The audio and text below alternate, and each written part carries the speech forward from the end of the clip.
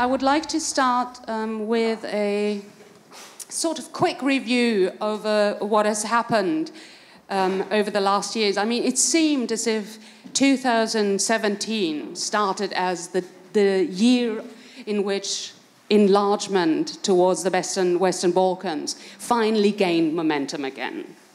There was the State of the Union address by Juncker that revived the topic. Then there was the dangling of the 2025 date, at least for some of the member states. We then had some concrete policy initiatives. There was the Western Balkans strategy. There was the enlargement package. And it was all supposed to culminate in the Western Balkans summit during the during the Bulgarian presidency with the summit in Sofia. Yes. So, I think in the first round, I would like to sort of get your views, both your personal views, but also the views of the countries that you are from on sort of this development, and then also on the Sofia summit, on the summit declaration. Has it all fizzled out? I mean, Donald Tusk called it a very fruitful meeting that reaffirmed the commitment to what is now called the European perspective. Many others have spoken of a big disappointment, and I would love sort of in a first round to get your views on what has happened. Okay, thank you very much for having me here, and that finally in TEPSA and all over in Europe that we are finally talking of Western Balkans. In the last 10 years, EU was facing a lot of challenges, crises, and the region has felt that we are left a little bit behind. So all the recent developments was really positive for the Montenegro.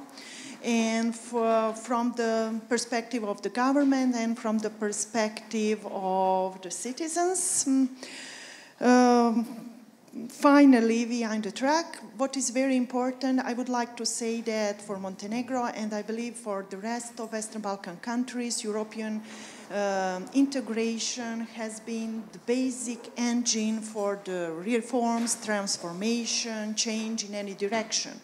So as academics, I can freely say that it was the only factor for reform.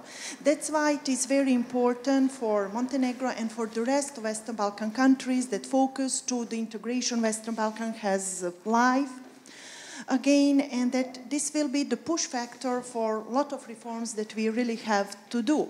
Then we are coming to that momentum, 2025. Is it realistic? Is it not realistic for Montenegro and Serbia? We are aware that there is a lot of things to do, and that it wouldn't be easy, it wouldn't be nice, it wouldn't be pleasant, but with that very clear, not clear date, but very clear offer that one day we will be member of EU, I think that it is very, very positive for the movement, for further reforms, so that government that has mandate right now can work hardly towards reforms and to have support from other political parties. We have very strong anti-Europe political parties, and one piece of voting power is also very strong in Montenegro against European Union. So it is very important that now government can say, okay, we have date, we have very clear European future, we have to do, must-do list, and let's do it. And when we do it, we will be very clearly member of EU. Well, unlike Montenegro, Bosnia does not have a must-do list, or it seems that it does not behave as a country that has a must-have list and must-to-do list. Unfortunately, we didn't expect much from Sofia, but we did expect a bit more. We did expect a bit more on the side of operationalization ideas when it comes to the EU enlargement strategy. The EU enlargement strategy is an EC document still to be embraced by the capitals, but it has a very important word in the title that has to do with credibility. And unfortunately, the whole region has to show now that the strategy is credible. We have to empower that word in that strategy by our own actions. When it comes to Bosnia, we are not a front runner, which is the term now introduced with the new strategy. We used to be a front runner if we use these criteria today together with Macedonia 12, 13 years ago. But this thing changes, and I think that our two countries are the best proof of it. You have to have continuing efforts and focus on EU integration if you want to succeed. And there Montenegro, which at the time when we were front runners did not exist as an independent country yet, and now is the best front runner there is one of the best examples. The biggest challenge in Bosnia is the fact, and if you want and desire, we can expand this in the discussion to follow. In Bosnia, we are approaching rapidly a period in history where the implementation of Dayton Peace Accord will start having increasing frictions with the European integration process. Implementation of the Dayton Peace Accord is decreasingly having features of a process, increasingly having features of a permanent condition. And this permanent condition is not something that is useful, beneficial, or that equips the country to follow the European path and be integrated into the EU. Okay, for the time being. Hello. Thank you for the opportunity to say something on the Western Balkans, especially my country, Macedonia. As you all know, Macedonia was the first country to sign the Stabilization and Association Agreement, and also one of the first countries to apply for membership in 2004. Also, we gained the status of a candidate country in December 2005, and our first recommendation for open negotiations was received in 2009. So at one particular moment of time, we were the front runner of the region. During the past 9 years, Macedonia gained recommendation for opening negotiations, either with stipulated conditions or as unconditional recommendations for opening negotiations.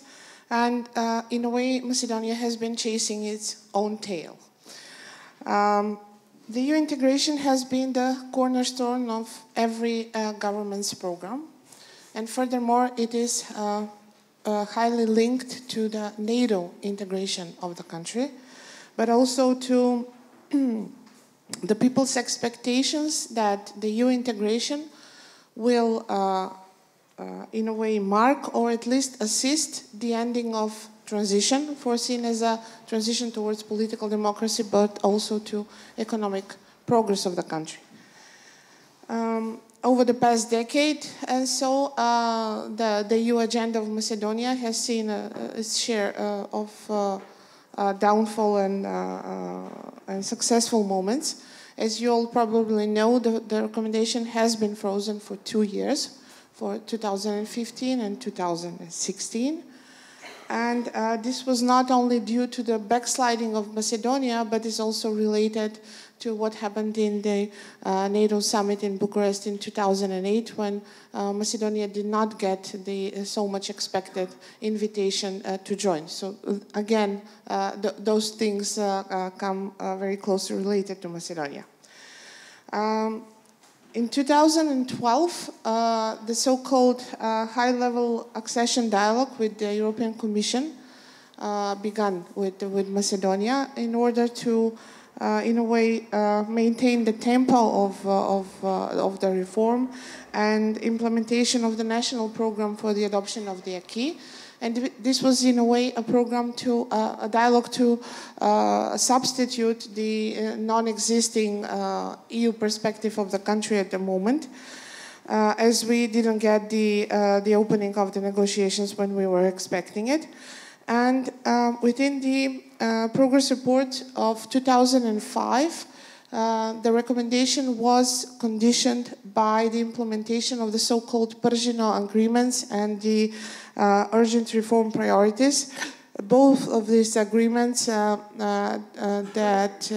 were a result actually of the substantial efforts to end the political crisis that occurred in Macedonia, and they were brokered down by extensive help on part of the EU, but also the US in Macedonia.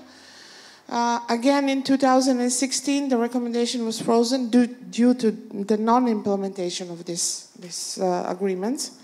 And this year, in the latest report on Macedonia, we finally got the most expected clean recommendation for opening negotiations. Yet, this was due to the reform process that was done in only 1 year. So in only 1 year, the newly elected government from June 2017 until June 2018 managed to push the reforms. And this was something that the European Commission has valued highly. Yet, our biggest problem remains. And this is the resolution of the name dispute. And as you all know, the negotiations are still going on even today. And something can happen even today. So we will see. Thank you. Thank you very much. Klaus Wölfer, thank you for having me here. Our moderator, Katrin Auel, she drew the picture of where we are standing and the many moves that have happened on the part of the European Union and others in very recent time, starting from 2017. Now, the background to it is, in a way, the European Union and member states have woken up to the new realities. There's also the wake-up call given by the migration movement that, really invested Europe in 2015 and put the region of Southeast Europe again back on the map. It had slipped off the map after 9/11, and all attention was directed towards Middle East, Afghanistan places. But then now, towards the end of the mandate of this European Commission, with heightened interest for the migration situation, and also with the appearance of other actors on the scene,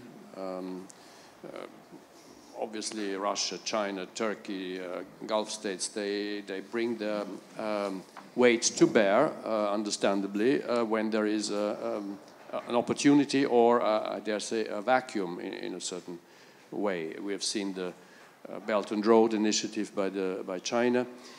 All these are a priori not necessarily only negative things, but in a way they incentivated the European Union to look a bit closer towards that region, which I think is a very good idea. You mentioned the big steps or the big papers that were launched this year with the strategy, with a clear and comprehensive strategy. We, Austria, and most member states full-heartedly endorse it. We think it's a very balanced and good strategy. Of course, it needs to be implemented. It needs to be filled with life also. And but the determination, I think, is there. Now, that is one thing. There was the Sofia Declaration, which went rather well, I would say, because it happened. It brought everybody together. We know about the difficulties and the qualms that countries like Spain have with Kosovo sitting there. But it was somehow patched over, and there was a meaningful meeting and an extra declaration on the digital future, which is kind of future-oriented and helps everybody to realize what is at stake. We are here in a global competition where Europe has to get their act together. There are the big players worldwide. There's the United States, which is less calculable, less previsible, yes, than before. Yesterday we hear about the eastern frontier has to be defended, the eastern frontier of Europe. So it's a rather, there's also belligerent talk.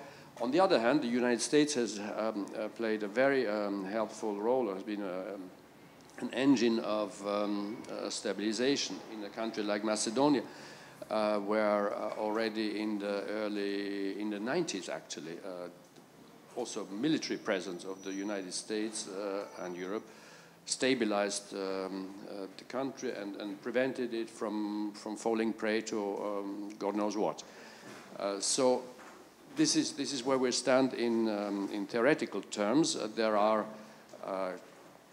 negotiations going on. You mentioned front runners and the year 2025. Now, I'd be a bit cautious with the front runners. This could change any time, actually. And the year 2025 is an orientation. We all know, and we should know, that this does not guarantee anything. But we also know, speaking to countries that have become members of the European Union only recently, rather recently, like, for instance, Poland. We talked to Polish friends, and they said they remember very well the time when the European Union signaled to them 2000 could be the year. You know, they gave a year. They surpassed the date by a couple of years. Never mind. But it motivated them. It kind of put their minds to rest, and it was a very beneficial thing. So I think the 2025 thing should be seen in the same light, and we try to share this view also with the countries like France and others who are rather skeptical and a little bit allergic to giving dates. As for the current situation, there's a lot to say. We are, as I fully agree with Professor, that we are at a crucial moment for the name issue, and personally, I think that the name issue, the resolution of the name issue for Macedonia or for Skopje, whatever you call it, is the importance of this cannot be overrated. It is so important because if it works out, it will create a positive dynamic for the entire region. If it does not, we will have to, you know, come to terms with a rather grim situation and start to develop plans B and C and so on. We'll survive somehow, but it will be much more difficult. The second big thing, just to brush over it, is of course the Belgrade-Pristina thing, the situation, the tasked normalization of the relationship between Serbia and Kosovo. Here too, we have an engagement taken by two parties under the Commissioner High Representative Ashton, Lady Ashton, which is being carried on now by Madame Mogherini. We see some progress in practical terms, but everybody is kind of waiting for the big breakthrough. Here also the European Commission has set a date which I think is to be taken more seriously. It's a 2019 date by which the two sides should come to terms and find a way to normalize. The ingredients are there. The European Union, the US, and all other friends are trying to nudge everybody on to find a solution.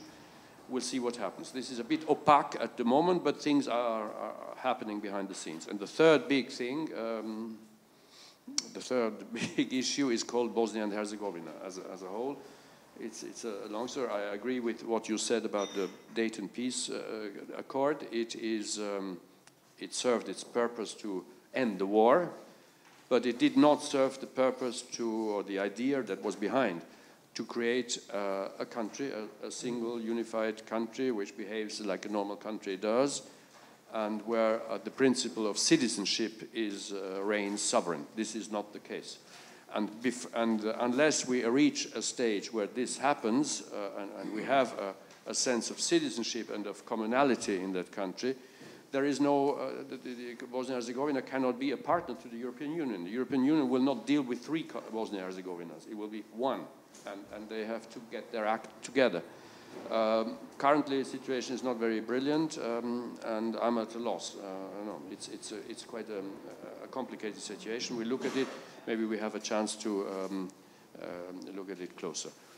That is basically the picture. Serbia is there, determined in words to move on. We'll see what happens. The good thing is, and many of you will probably not agree fully, the good thing that there is a very strong leadership in Serbia, which to strike deals is always useful, and a leadership which encompasses a wide range of public opinion. On the other side, in Kosovo, we have President Taci, who is basically the interlocutor to President Vučić. We'll see what comes out. Thank you. I would like to follow up on that, given the task ahead for the Austrian presidency. It has already been touched upon in all of the contributions that accession, of course, depends on sort of the firm commitment from all sides, from the acceding countries, but also from the EU. And we know that Austria is one of the champions of accession, while there is some fears that, at least in some of the member states, sort of this commitment to full accession and full accession by 2025 isn't maybe as firm anymore. We've heard Macron saying that we've seen over the past 15 years there's a path that has weakened Europe every time we think of enlarging it. So he's cautioning against it. We know Merkel is somewhat lukewarm on the 2025 accession date. There are other skeptics within the member state. So while there's, I think, we can see a clear commitment, as you mentioned, towards the Western Balkan strategy, to the development of the region, is there the same, do you think there can be the similar commitment to actual accession? And more importantly, what are sort of very concrete steps of the Austrian presidency or plans to further that? Okay, since you asked me, the motivation for Austria to be a kind of driving force, a champion, you said, for the Western Balkan or Southeastern Europe aspiring countries, is basically dictated by self-interest. We have a heightened interest to have a zone of peace and prosperity close to where we live, which is more obvious than for faraway countries. That is one thing. There is also the element of personal links, which is extremely strong between Austria and other countries, but it's particularly Austria, especially if you look at the proportions, and the various countries of Southeast Europe. There is a kind of personal and also intellectual osmosis happening all the time. So we are, and look, I'm not, only for once I will mention Metternich, who said, looking out at his window in the 3rd district, that's where the Balkans start. He meant it in a slightly derogatory manner, but we are part of the Southeastern Europe region, or we border it, or we're very, very close to it. So we have a particular interest. Now, President Macron, he has, you mentioned him, who is one of those who are most reserved towards the, really producing results right now. There are various reasons for it. The most noble reason is definitely his worry about the fate of Europe in the global competition with a partner like the United States, which is not a secure partner as it had always been. So he strongly stresses and expresses this need to get our own European Union, the member states and the European Union setup organized better before we move on. Now, I think the two aspects are not irreconcilable, because the accession of new countries is not for tomorrow. It is a path. It is a path that needs to be accelerated, and we believe that, especially in the case of countries like Macedonia and Albania, membership talks should start, because they are also an excellent means to advance the reform process and to simply get the countries move closer to the European Union mainstream in a fast way.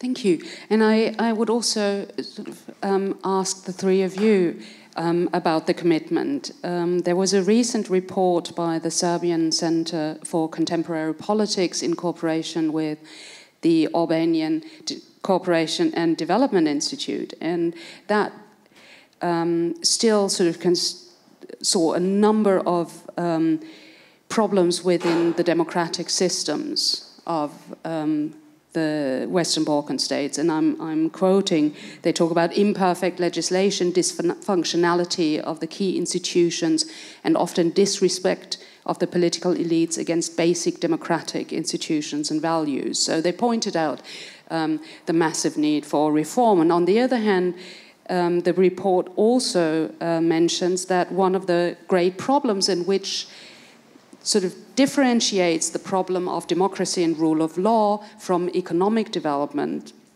is that political elites, and I'm quoting again, often have a very clear interest in not solving them because it is not in their interest. So they see a bit of a catch-22. On the one hand, the European Union is trying sort of to maybe use a stronger stick or to finally use the stick. They need to have a credible commitment to EU accession to keep the momentum going. For that, reforms also in the field of democratic legitimacy, democratic procedures are necessary. Elites in the candidate countries maybe don't have an interest in that, which could then also mean that by putting stronger pressure on them, the EU might jeopardize the willingness to pursue EU integration in the first place. I would like to hear your views on that. Okay, yes, for each of our countries we have to fulfill economical criteria as well as political criteria, but when we are talking about Montenegro, political criteria really have challenged Montenegro more than economic. We do have all the stuff that you mentioned, but I think all that you said, all those factors that we are missing, we only could fulfill with very active partnership with European Union.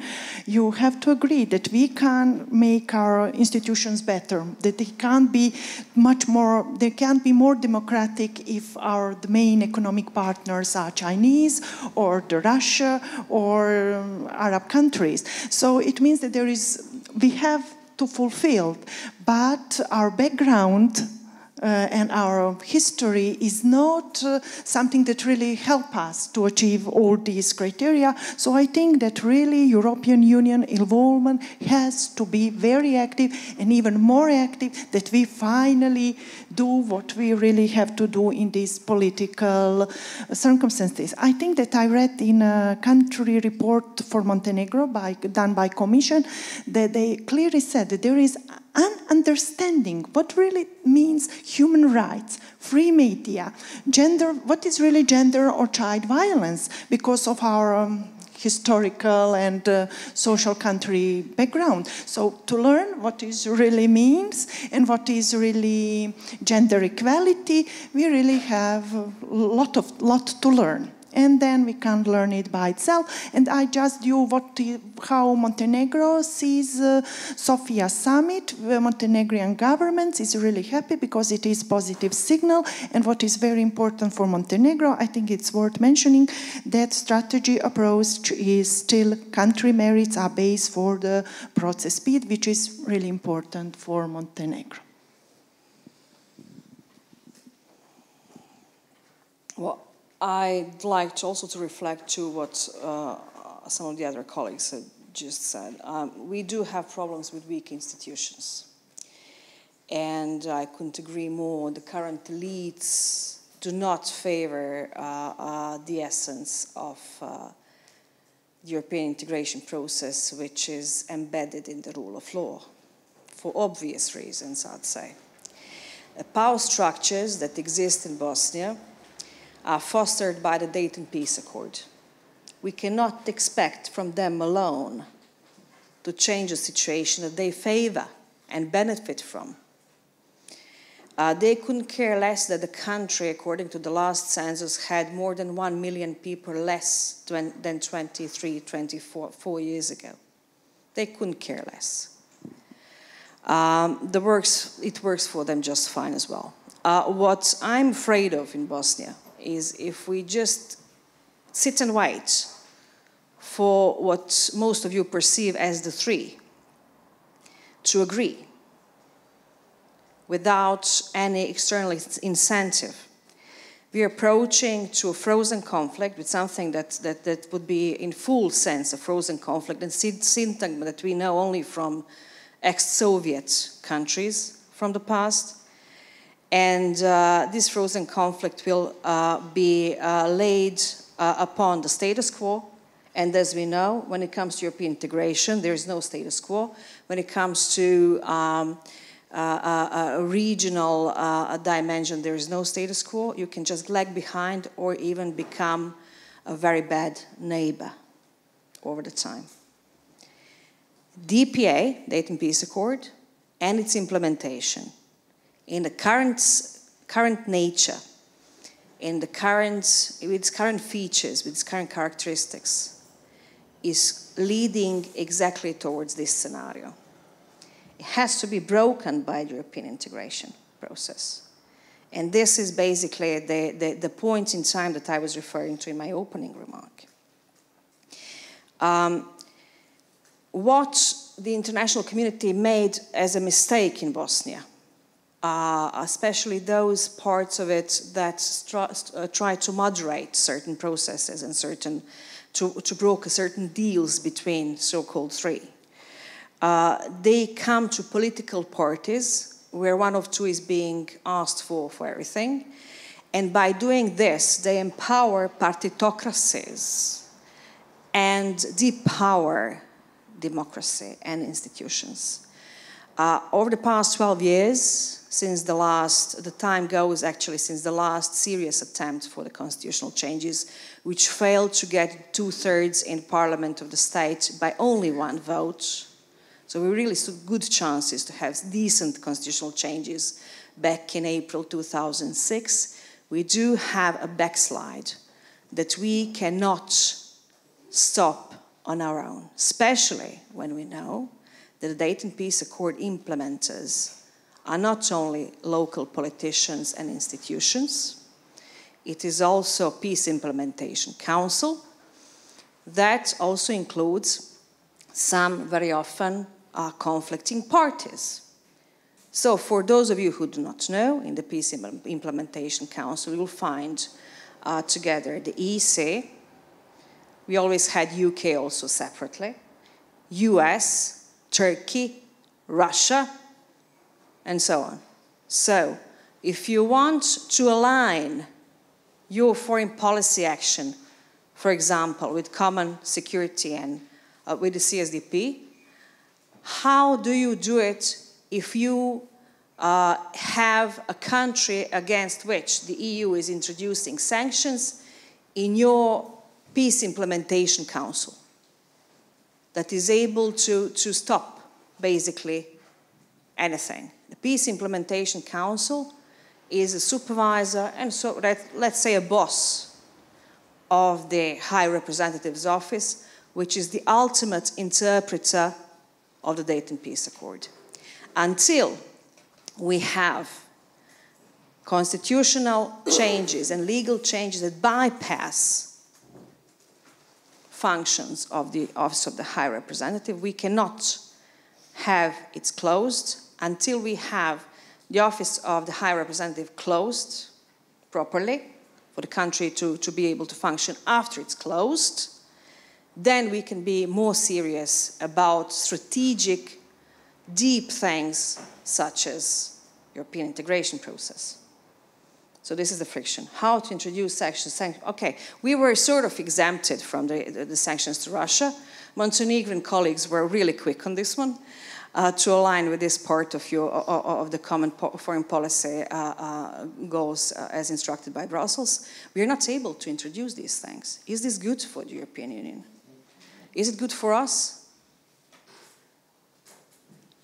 So whoever tells you that European integration for Bosnia has no alternative, he or she lies. We do have alternatives. Just can't say which one is worse.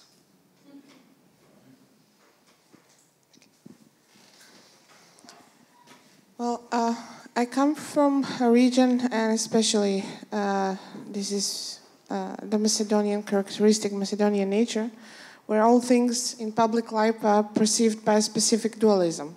It's either black and white, right or wrong, good or bad, and so on.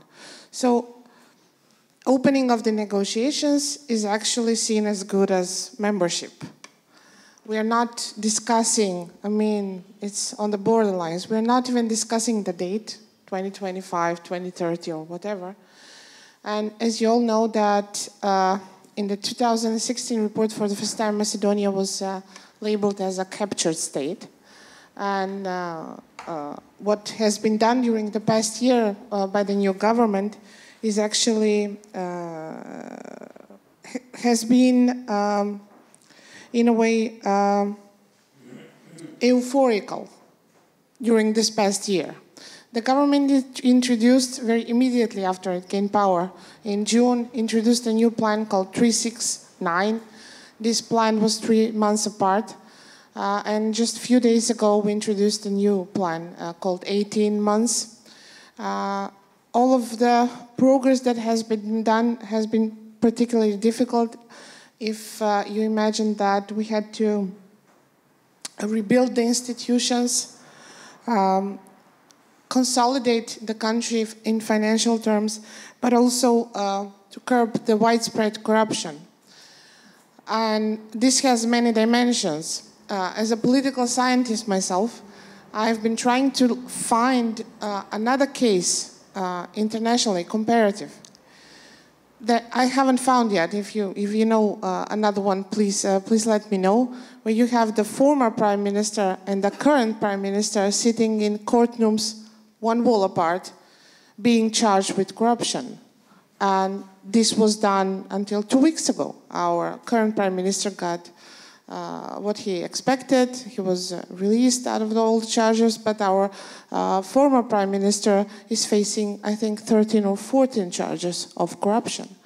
So one of the biggest challenges that Macedonia is facing is actually not just all of that I have said, rebuilding the institutions and putting them on firm ground, but the implementation of the rule of law and what is known as the political criteria for membership, such as the judiciary, the public administration, the freedom of the press, and also the relationship with the civil society organizations who are really facing serious challenges. So I don't want to open up again the name dispute. Maybe we can talk about that further. It is one of the cornerstones, actually, of the whole idea. Thank you. I would like to ask just one more question and then open it up to the audience.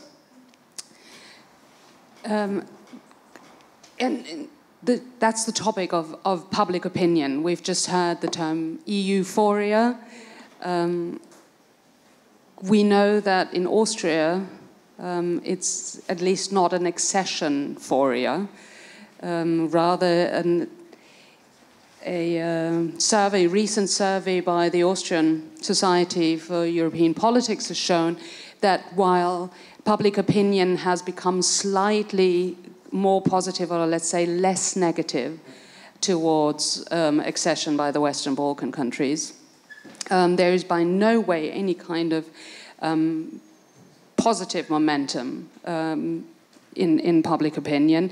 And in fact, one of the largest groups within public opinion is the don't know and don't care. So the concrete question is, does the Austrian government have sort of also during the presidency some kind of PR strategy within its own country to try to win the Austrian public over to accession and to convince them of the accession process? Well, frankly speaking, accession is not around the corner. So, and there is, I think, a basic consensus even now, as we speak in the Austrian public, that it is important to engage these countries. And this is what's happening, and this is what we are advocating. Once the conditions are ripe for any given country of the 6, to accede to the European Union, a lot of water will have run down the Danube and the Sava and the Drina and whatever. And we will have a different, whatever, Macedonia or Serbia to deal with. So I think, quite honestly, it is not much point in sort of preparing the population to the fact that tomorrow one country would accede. It's not there. But I think there is a basic understanding with everybody that these are important countries. They are close to our own country. They are close to our own hearts because we are tied in many, many ways. And they are where migrants, refugees, but also illegal migrants pass through, so that we have a very determined, very clear interest to create a zone of stability, prosperity, and friendship in those countries. And I think here there is a broad consensus, which is reflected in the government program, in the Austrian stance towards the accession process, which is a process.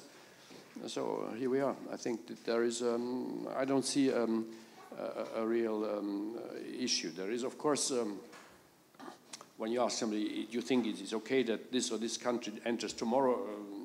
There will be probably some surprise, rightly so, because the conditions are not there at this moment. Yeah, I think the surveys reflect that, and that it isn't a question of acceding tomorrow, and sort of, I think, starting early in winning over public opinion is also a way of avoiding these topics, as we've seen with the topic of Turkey, to be instrumentalized by EU skeptical or anti-European parties to make that part of the sort of the rejection discourse of further integration. I think we also see this in some of the other member states where the governments themselves aren't quite as enthusiastic about potential accession and the whole accession process, and where we also see that this may be due to elections that are being fought at home and are therefore slightly more cautious in advertising this. Just quickly also to the other speakers, sort of keeping the momentum going, also keeping sort of public opinion firmly pro-European integration is, of course, also really important in the accession state, because, as one of you mentioned, there are alternatives. And so to what extent do you see, over the last years, to what extent has what has been happening in the EU, the rise of Eurosceptic voices in the EU, the crisis that the EU has gone through, maybe also Brexit, and now the recent developments, to what extent has that influenced and changed public opinion in the Western Balkan states? Okay, in Montenegro, public pool was always very supportive to European integration. Based on last research that was done in 2017, about 65% of citizens support EU membership. There is 15% who will vote against, and 15% doesn't know. So I think that the lowest level of support was 60 during the European crisis, but still we have very strong support towards EU integration. I would just like to quote some very interesting thing that the EU ambassador in Montenegro said, that for EU is very important to make sure that all people in Montenegro are aware of EU support, and that EU is providing to contribute to the better quality of life. And I think that it is very important, and it has to be more active, because EU is really supporting sustainability of Montenegro on many ways. But ordinary citizens doesn't know about macro or fiscal sustainability, single digital market, doesn't know common energy union or trade union. But from other side, average Montenegrin citizen sees gigantic pillows that Chinese are building, pillows for the new bridges of the new highway that will cost us 1 billion, and Chinese is willing to to invest another 1 billion in highway, and the Chinese are willing to invest in railway modernization of our railway. And in last 7 years, for example, EU have allocated over 207 million euros to support country reform. So there is a huge competition in the region, and also citizens see nice modern glass buildings of the Russian or Qatar or Turkey investors. So we really need on both ways to work to support EU integration strongly, at least in Montenegro. In Bosnia, the public supports the European integration process highly. It's at worst cases, and this is measured regularly by the State Director to European Integration, it's between 65 and 70% still. It was very high support when we were getting something like visa liberalization 8 years ago. Then the country was so super focused on European process and any kind of achievements requested by Brussels, because there was something tangible for political elites to give to their voters. And this was an incentive also for them. But in general, the public, I think, in all of our countries, appreciate when from time to time they do something good and get some kind of tangible recognition. This is something that the European Union can be better in. What we could be better in? Yes, I mean, we could definitely have more decent focus on the European integration process. For those of you who do not know, until, well, I just referred to the constitutional package that failed 12 years ago. Until that period, we had NATO enthusiasm also up to the speed. But after this failed, after the minimum of social and political cohesion on these key issues faded away, we do not have, our NATO enthusiasm has been decreased. Also, and I'm mentioning NATO because it's also important to understand that European enthusiasm in Bosnia should not be taken for granted, because once upon a time we were taking NATO enthusiasm for granted. And over the time, and this also often happens with status quo situations, the public opinions dispersed, and political elites trying to get some other resorts for what they want to achieve. And some basically found their resort in rhetorics, well, together with some ruling elites in Belgrade, but Belgrade is in a totally different situation, that basically says that we should not get into the NATO before Serbia. So NATO gave us nothing tangible in return. We have not been having a membership action plan activated for quite some time now. It's also our fault. But status quo in Bosnia, I will not comment on the region, in Bosnia does not help. We had a huge stalemate of 7 years in integration processes because we did not implement our two-thirds, non-existent two-thirds in the parliament did not implement the constitutional court's recommendation and the ruling of the European Court for Human Rights verdict that others but the three also should have equal active rights as others, because we have a discriminatory constitution.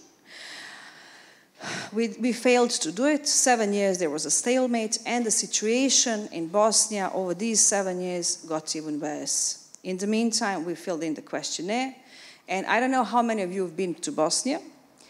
It's relatively safe. It's safe to go to. It's nice to go to. Our currency is very stable. We do not have inflation. Our economy is decent for regional circumstances. So Bosnia just needs a little bit to do really well, I'd say.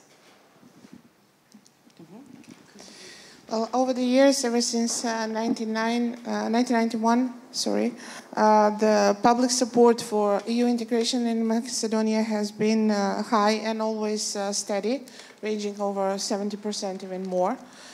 The problem arises when and if the question of EU integration is related with the resolution of the name issue, and to be honest, it always is. It's just a question whether the polls are researching that, and they haven't been for a very long time. It has been done, especially during the past few years. For example, in 2016, 66% of the citizens are against EU integration if it is related to some sort of a solution of the name issue that is against our own natural interest, while if the question is disconnected with the name issue, then over 80%. In the latest poll, the one taken in April 2018, 77% support EU integration, but over 47% of the citizens are against the name change, if that would be a stipulation, a condition for the EU membership of Macedonia. I don't see any alternative. Actually, I don't see most of the people living in Macedonia having alternative to EU integration. As you have seen, one of the worst alternatives we could think of was slipping into authoritarianism, which happened, and it did not hurt only the country, but also it lowered EU leverage, and it hurt the EU enlargement process. And the reason why also we don't see any alternative is that we have worked so much towards EU integration, and EU is our biggest trading partner, so our lives kind of depend on that, not just in imports, but in exports as well. Thank you. I can see the first hands going up already, so yes, loads of them. So we'll open it. And could we have one of those, and we'll have to share this one. Thank you. So in order to keep this as fair as possible, I'll just go from the front to the back. So I have Jaap and Paul, and then we'll go down the line. So we'll take yours and Vishna in the first round, and then we'll continue from there. Thank you very much, Katrin. I will try to keep it very short. I mean, notwithstanding all the problems, as we are listening, that's obviously clear, there is nevertheless, we have created a momentum, and I think we should try to profit from the momentum, which touches upon the interest not only of the Western Balkan states, but also our own. So what I am looking for is a kind of waiting room framework of cooperation, where we are dealing together globally instead of focusing individual to the problems in the different countries. And I think our mutual interests are related to, first of all, foreign policy, and secondly, the migration issue. So I'm wondering, and perhaps that's also a question which I should address to Klaus Wölfer, shouldn't we try to create a more kind of framework of cooperation, which is sort of continuity, where we are consulting each other on a regular basis, instead of addressing the problems which are huge, especially if I'm listening to our Bosnian colleague. But to create, with respect to the earlier stage of enlargement, you had the Europe agreements, which was a kind of collective kind of framework of cooperation. Perhaps that's too ambitious in view of the difficulties per Western Balkan state, but something as a global framework focusing primarily foreign policy and migration. Yes, thank you, Katrin. Two small comments from my side. I agree that we are building up or we have built up a momentum, but also implying that the expectations are rising because we have defined a target date, which is an additional incentive. But maybe in the whole enlargement process, we have to add new creative proposals or ways to do things to the traditional enlargement strategy. And when the Commission published its enlargement strategy, one of the proposals that we came up with was, for example, why not offer to members of parliament of the different countries to give them observatory status in the European Parliament? Why not bring in the political elite into the European institutions at an earlier stage? That would be a little bit your waiting room approach in order to get them accustomed to the working patterns of the EU institutions at a very early stage. That was one proposal that we made. My second comment, yes, Katrin, thank you for citing our data. Our reading is that it is not so much about PR strategies at the moment, but there's a sense of there's a public sentiment that before we do not bring our own house in order, we cannot enlarge. So that's the main preoccupation, I think. Get the EU reforms going and implement them, and without improving the functioning of the European Union, there will be no support for further enlargement. And I think that at least is our reading. And the moment we improve the functioning, the moment people see that there's an absorption capacity of the European Union to even improve its workability in an enlarged situation, in that moment, that would be the right moment to do the PR strategy, I think. That at least is our reading of the data. Thank you. Thank you. Natascha Wunsch from ETH Zurich. I would tend to agree that there is the momentum there. There is some potential in the EU's re-engagement 2018, and I also hear the panelists in saying the EU plays a very important role in democratization processes. At the same time, I'm wondering, given both what we see and what you also partly mentioned about problematic democratic tendencies or tendencies of democratic backsliding in your countries, but also in recent member states, Poland, Hungary, what can and should the EU do to ensure that change is sustainable, that is adopted kind of in the run-up? Because I feel that even in the optimistic scenario of an accession 2025, what we and also you would want to see is that the countries enter fully reformed as opposed to just because, with changes adopted, just in view of membership. So what can the EU do, but what can actors on the ground, such as yourselves and others, do to ensure that this is a really durable, lasting change?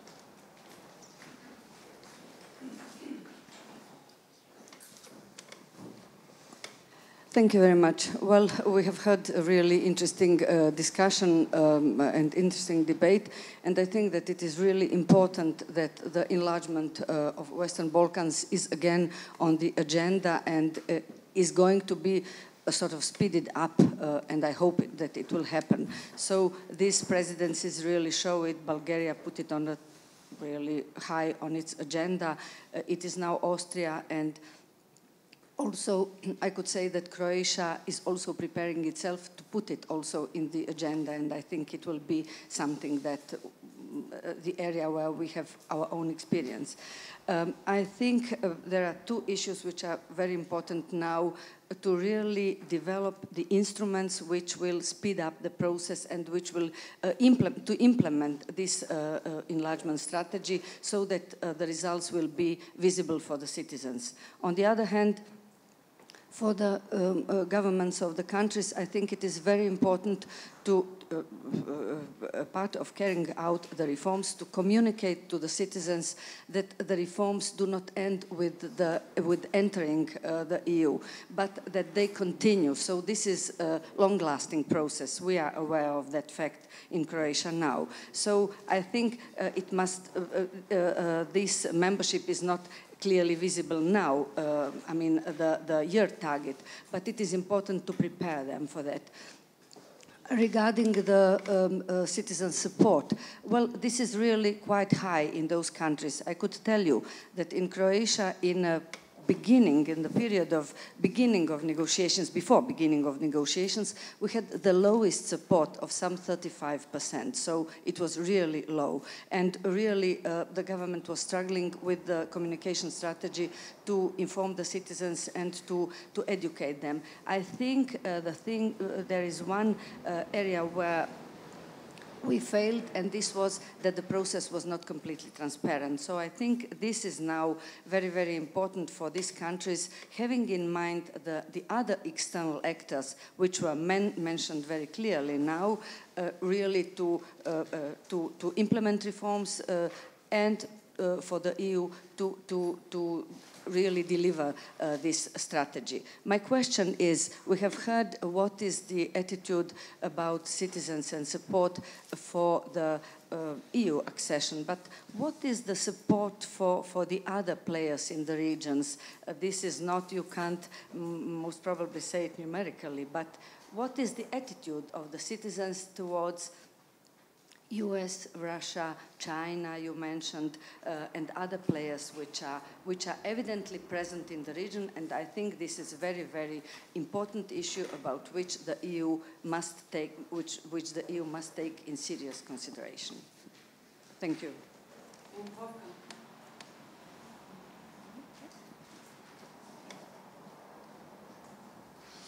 As we are in TEPSA, my name is Wolfgang Quessels from Cologne. As we are in TEPSA for an open discussion, I would like to add to the point which was raised about absorption capacity. Rightly mentioned that, of course, we need to look for enlargement also in view of our own finalité, or the finalité of the 27 we have in the moment. I would like to add two other points, which raises high skepticism about the dates.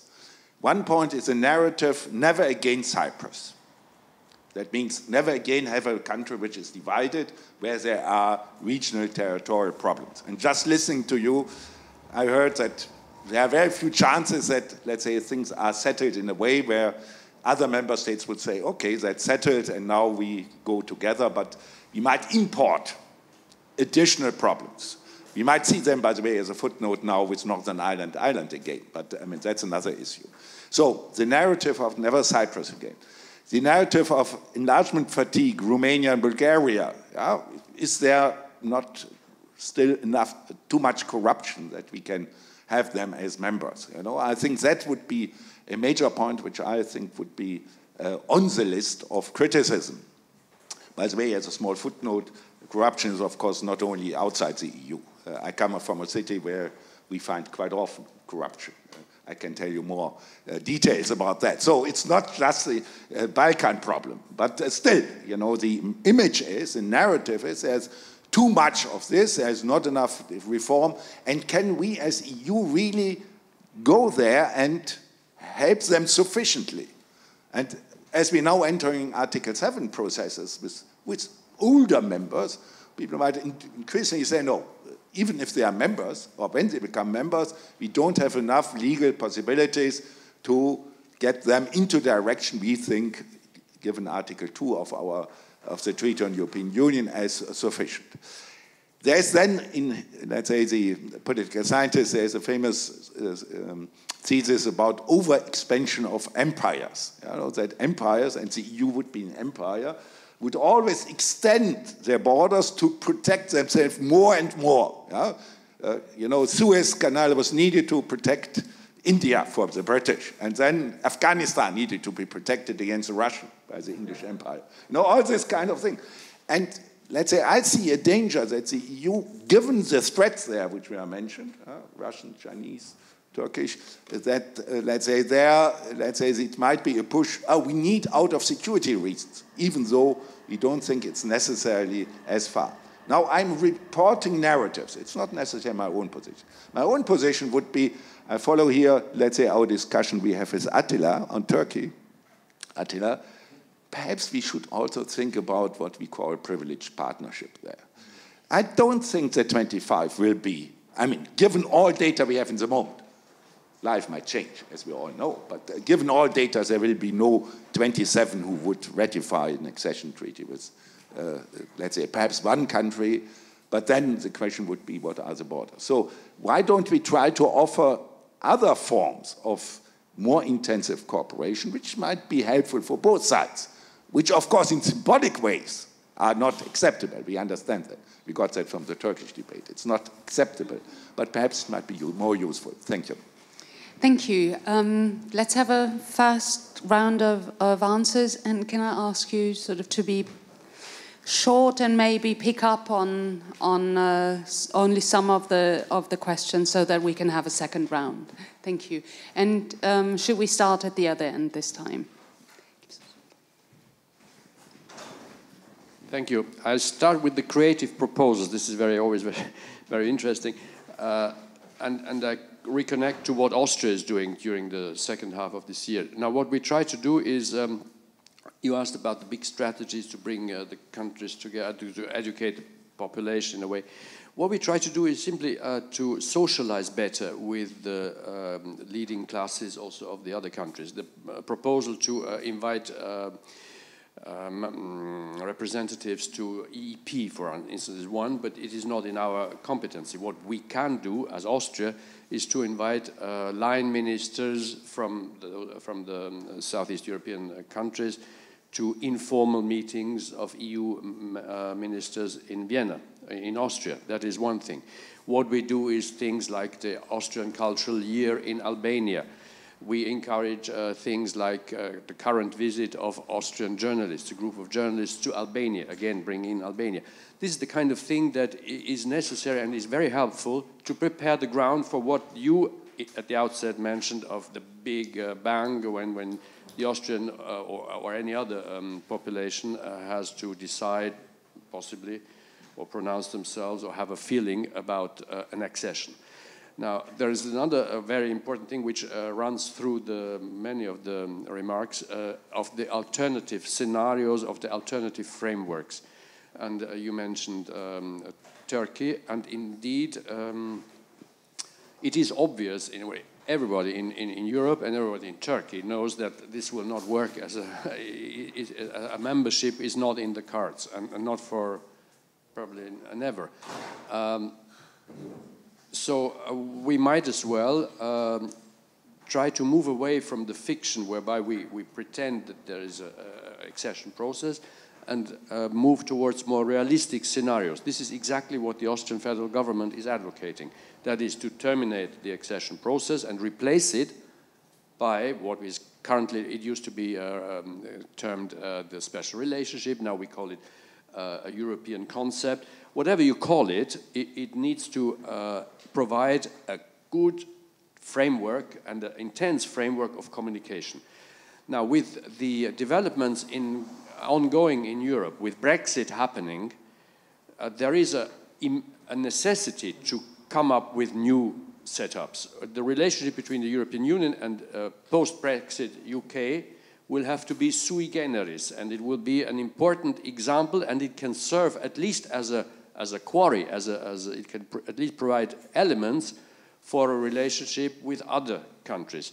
Now, other countries, that could be Turkey, that could be also, it can be used maybe if it's necessary in a relationship with small but very prosperous countries like Switzerland and Norway. There is Ukraine somewhere, and of course there is this region. Now, currently we are on the track for membership, full membership. We'll see where we go. I think what is really crucial is to get the process started, especially with countries like Macedonia and Albania, and then move forward. That will also incentivize the situation or improve the situation for Bosnia-Herzegovina. I think there we need a kind of cultural revolution within the population, where you vote in only people and parties that are future or Europe, really, truly Europe-oriented. We try to help, to understand. Our foreign minister, Katrin Auel, she chose Sarajevo as the first place to visit in the region. In the meantime, she's done others, and we're preparing further travels. She already announced she wants to go back to Bosnia-Herzegovina again. She was there privately 2-3 weeks ago. She's very familiar with the situation and very worried, like everybody is, and we're trying to understand and find solution. But the creative thing that is what I like best, and we have to find formulas. Okay, regarding the alternative to full membership, I don't think that anybody is even considering that or talking about that, because as I told you, everything is either black or white, good or bad. So we're expecting opening of negotiations if other stipulations and conditions are filled, and we're expecting full membership. The alternative would be not that good. For example, I mentioned already the high-level accession dialogue that was done with the European Commission. It was a substitute to the opening of the negotiations, and it did work at the time, but it's not something that anyone is expecting. As concerning the other players in the region, especially in Macedonia, as I said, EU is present in our daily life. So we see the US and the EU ambassador every day, pointing out something, underlining something, pushing towards something. We don't see the Russian ambassador. Actually, we found out that there is a Russian ambassador recently when the US ambassador tweeted something and the Russian ambassador was challenged to tweet back. Otherwise, the other major players would be, of course, Germany, France, and so on. China has been very little present in the region.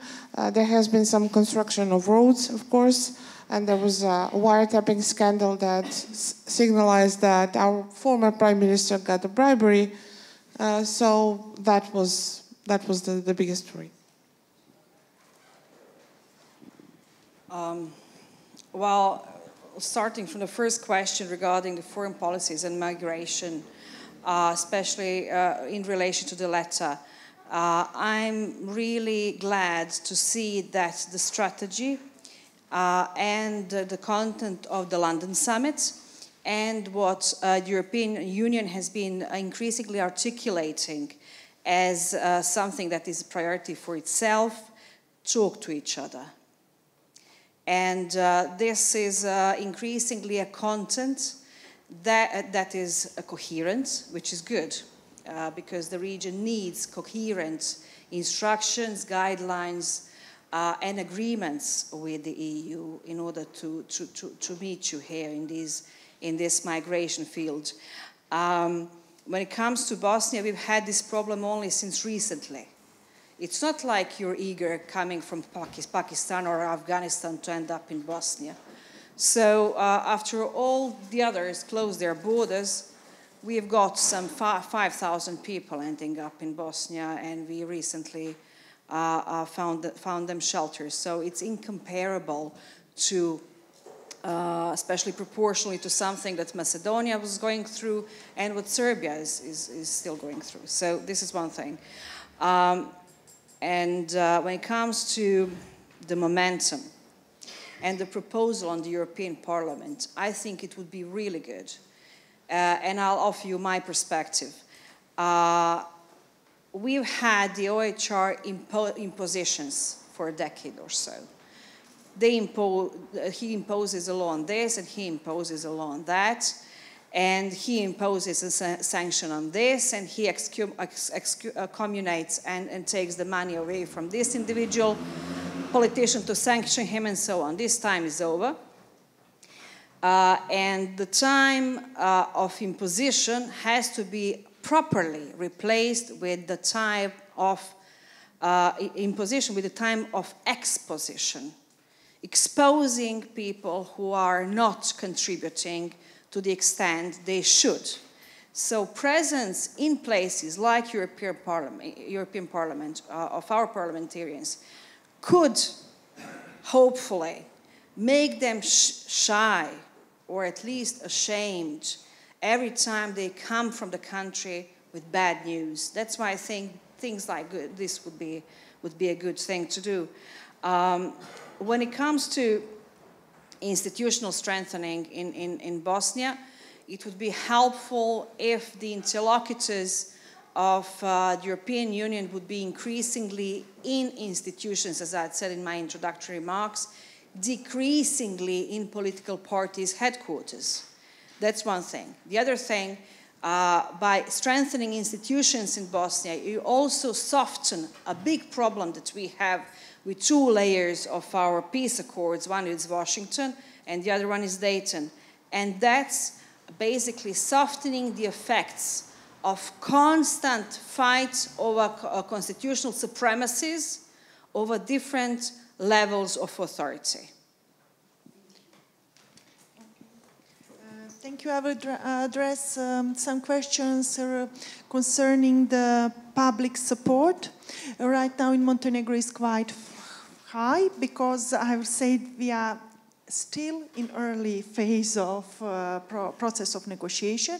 We are in process of negotiation for 5 years. We have opened 30 chapters out of 35, but only 3 have been provisionally closed, but it was easiest, like culture, education, and international relations, but we really front of us is really right job, so that's why we haven't experienced the bad side or the hard side of the reforms. We do expect decrease, but there is a lot. I think that's enough space to go down. Also, Vishnia mentioned what is about support to other players. I think that Montenegro can represent it with really clear figures because we had referendum for independence in 2006 where we had 54 citizens voting for independence, and it was almost referendum pro-NATO, pro-EU, but the rest is pro-Russian, pro-Chinese. So after almost 12 years, statistics is more or less pretty same. That's why it is very important that we are constantly receiving that positive signals from EU to keep going. And about democracy, EU has launched new strategies. So first, before negotiation that started in 2014, we needed to open 23 and 24 chapters that should be guaranteed for democracy. So we had 2 years just to prepare and to fulfill conditions just to open those chapters. And we spent all these 5 years more or less working for those 2 chapters and just to opening. So what we are expecting from the future, Austrian presidency, Austria was always a friend.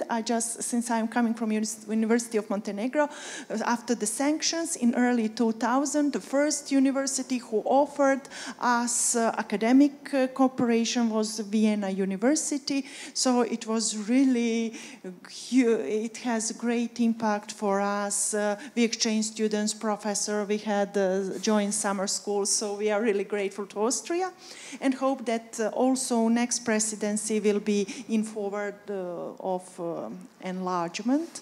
But we also, I think that I have 1 more minute. What will be good for Montenegro that somehow some ground should make fruitful ground, that there should be some consensus among the member states that we should start process of at least closing it more, closing chapters, not only the opening. Thank you very much. Thank you. We have around 10 minutes, which means we can have 1 more round of questions, but only if the questions are kept really, really short, and the answers as well. So we have in the very back, and then we start on this side.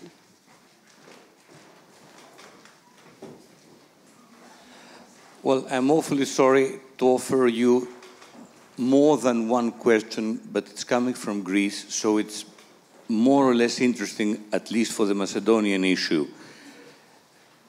I'll try and put it as a question, not to breach the protocol.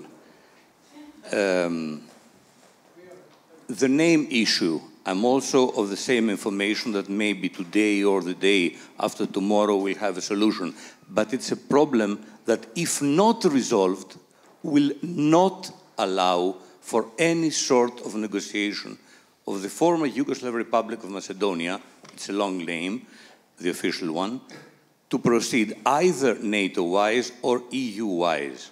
But for me, and this is the major point I would like to make, this is not a name issue. It's a Balkan past issue. if the EU does not understand that in the Balkans the past weighs exceptionally heavy, then we will not have any sort of solution, not only for the Macedonian issue, but for any other issue. Question mark.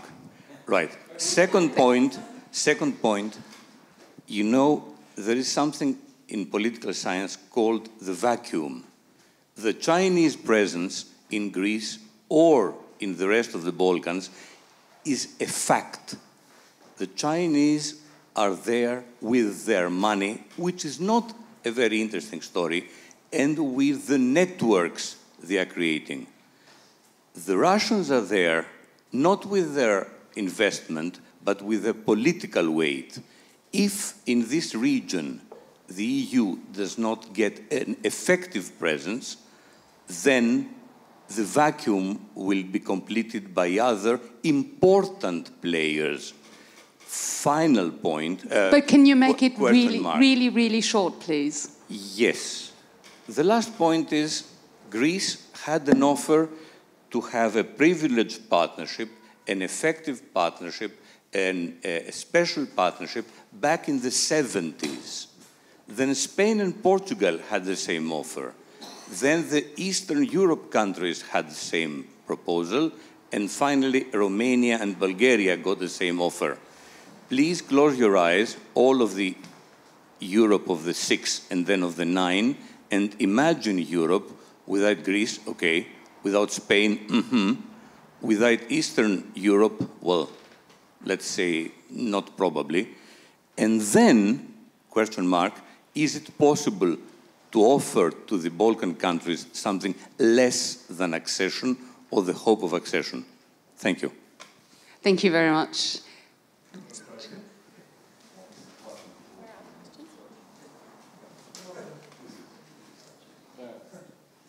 Thank you. I am Wolfgang Nietzsche from the Federal Ministry of Finance, and I would have two questions. One to Professor Jacimovic, and I excuse if I mispronounce your name. And it's on the shiny big Chinese and Russian projects. And my question is there awareness, which you mentioned, you said there are lighthouse projects from Russia and China in your countries signifying their support. Is there awareness in the population, in the elite, that these projects all are loan financed? So they are not the present, but they have to be paid. And is there awareness that is not completely sure if these projects do have a positive social return? And is there awareness that if you take loans, lots of loans, and you get in restructuring negotiations, then that economic influence turns all of a sudden and very heavily in political influence? So that is my first question. If there is awareness on that, and if there is awareness, what is the consequence of that? So, and my second question would go to Ms. Ramic. You said, basically, as I understood it, there's an integration stalemate because the European Union sets a political conditionality which the country is not able to fulfill on its own. So that is the message I got from what you said. And my question is, do you see the possibility to break this stalemate in the following way? That the European Union does not give more political closeness, but more money. That it provides substantially more money for infrastructure investment, but in exchange for a much more consequent and cooperative fight against corruption. Because you can absorb money only properly if it's absorbed by well-functioning administrative and business structures. So I'm already finished. Thank you. Thank you. We have Michael and Ilke, and those are the last. Yes, very last quick and short. I was just wanted to push you a bit, and well, hearing about the potential impact of big powers, of major powers in the region. What about Turkey? We haven't talked about Turkey at all, and I think it does play quite a role in in the Balkans.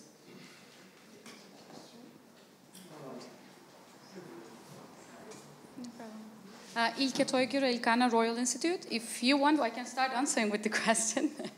It was just a joke. I wanted to ask you a question on the logic of the enlargement. Because starting with the Eastern European countries, I think the logic of enlargement changed from we share values, we belong to the same unity, and we should become unity together, to how we can protect, how we can influence, how we can use soft power over these countries. So as soon as they enter to the European Union, if we think about the Eastern European countries, they start to challenge shared values such as press freedom or rule of law, etc., etc. So my question is, with the Western Balkans, the idea is really we belong together, we share a common vision, we share common foreign policy, etc., etc., so they should become a member of the club, or this is still the best way of using soft power on these countries or through these countries. So is enlargement still the best foreign policy that the European Union can have? Thank you. Thank you very much. And keeping in mind that you are standing between the audience and the coffee, I would give each of you really not more than a minute to just pick up on the most important issues. Okay, I will take this China question for Montenegro. As economists, we had first a huge debate in parliament to approve that contract or not. As economist, I'm terrified. But there are short, medium, and long term. So all that you mentioned will come on long run. But on the current moment, those investments employ a lot of people, a lot of companies has found the job and revenue. Our growth rate is 3.5%. And in this period of very hard economic situation for the Europe, and especially can you imagine for a small country like Montenegro having euro, we really faced tremendous economic times, and this was at least some kind of bypass, and problems are accumulating later. I'll rush through a couple of questions. Turkey, as we haven't explicitly mentioning it, when banned from having a rally in Netherlands, when banned from having a rally in Germany, Erdogan had a rally in Bosnia, and I just said, I mean, due to his very close relations to the Bosnian presidency member, it was held, you know, people came in with buses, people held it and came out of the city in buses. So just for you to know how it looks like, as I live close to the area where it was held. So I just said to my colleagues, you know, what's the fuss about this Erdogan visit? I mean, we're obviously becoming a center for congressional tourism. That's also okay. But when it comes, so it should not be overrated. Turkish investments in Bosnia are nothing, especially in comparison, for example, to Serbian one. It's more like political connections. Same goes for the Russian investments. Russian FDI is miserable. It's just that it's clustered in the oil industry. So this is for the two. When it comes to soft power, it's been something that should not be the driving force for breaking down certain things in the Balkans. It's too soft, but smart power could be the tool.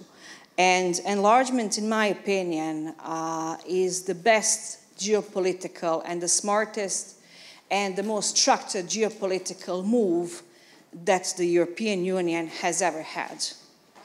I'd just like to say one thing to the infrastructure idea. My body language already showed you that I loved it. And I'll just say one thing, Berlin process, proper implementation of the Berlin process. Okay, I'll try to answer the first question, actually. I think that is the most important one for Macedonia. It's concerning the name issue. I'm glad you actually asked the question in a way, and the fact that we in Macedonia and probably you as well in Greece became very aware lately that we are not discussing the name, we are discussing the identity. So instead of pretending and saying that we're discussing the name of the country, we should actually say that it will be a complete change of every personal characteristic of a Macedonian concerning the ethnicity, nationality, the citizenship, and so forth. So, as I know, at the moment there is a plan put on the table that stipulates a composite name of the country with a geographical or a temporal adjective in front of the name of Macedonia. But also the plan foresees the change within the nationality and the change of the language that we speak. As I know, the 20-page plan has 11 points of implementation. Most of the points need to be undertaken by Macedonia, even before it gets to the Greek parliament. From what I know, our government has said yes to the negotiations and has set a very optimistic and a positive view towards an attitude towards the negotiations. So I know we are waiting for the deadline is 9th of June. I don't think that we should catch the deadlines. We should actually seek what Katrin has said, a stable way to resolve the dispute, because the popular notion that in the Balkans the conflicts are not resolved, they are settled, and this is something that is worried, and also something that is not that optimistic. Actually, it's demoralizing. The other fact that I would point out at the end, and I'm finishing, is that as our Minister of Foreign Affairs has said in another context, in another venue very recently, that in the region we rise and we fall together. So that would be my final point. Thank you. Thank you. There's not much to add on that note. I think it's very true. It all boils down to the fact that this issue is extremely important. You mentioned that the Balkan past is more heavy there than in other places. I think there is a lot of players and actors who are doing an excellent job, like the Bulgarians and the current government of Macedonia. They struck a deal, a friendship deal, which has been in the waiting for ages. So there were big steps taken. The Bulgarian presidency is doing everything to soothe the feelings and to contribute. The European Union, we are talking, everybody's talking. I think even the top leaders in Berlin and Paris are doing what they can. Even Vice President Pence of the United States has weighed in, nudging everybody, and particularly Greece, on to find a compromise. It is so important. So we can, at this stage, I think we can hope and pray, basically, and that will be it. There is no direct alternative to enlargement, not for that region, but of course everything is flowing, and we will see where we move on from here. Thank you. Thank you very much. Thank you again for being here. A big thank you to the 4 speakers on the panel.